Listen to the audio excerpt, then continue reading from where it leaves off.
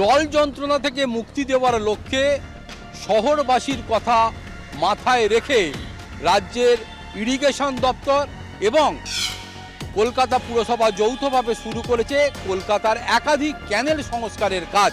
ইতিমধ্যেই বড়সড় অর্থ এর জন্য বরাদ্দ করা হয়েছে। বারবার মেয়র ফিরহাদ হাকিম দাবি করেছেন টালিনালার কাজ প্রায় শেষ এবং তিনি কিছুদিন আগেই 15 কিলোমিটার সফরপথ এই টালিনালার ওপর দিয়ে গিয়ে তিনি দেখেছেন, তার কাজ পরিলক্ষিত করেছেন যে কতটা কাজ হয়েছে, কতটা কাজ বাকি আছে।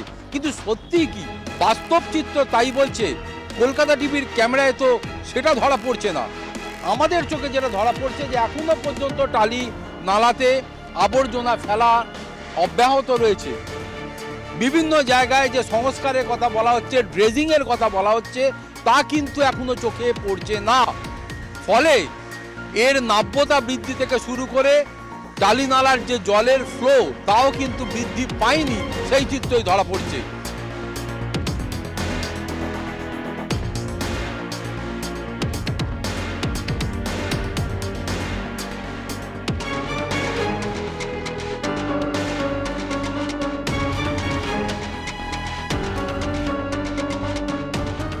ফলে নাগরিক সচেতনতার কথা বারবার বলা হলেও নাগরিকরা কতটা সচেতন হয়েছেন এবং কতটা টালিনালা সংস্কারের কাজ তার অগ্রগতি হয়েছে এবং শেষ পর্বে কিনা তা নিয়ে কিন্তু প্রশ্ন থেকেই যাচ্ছে।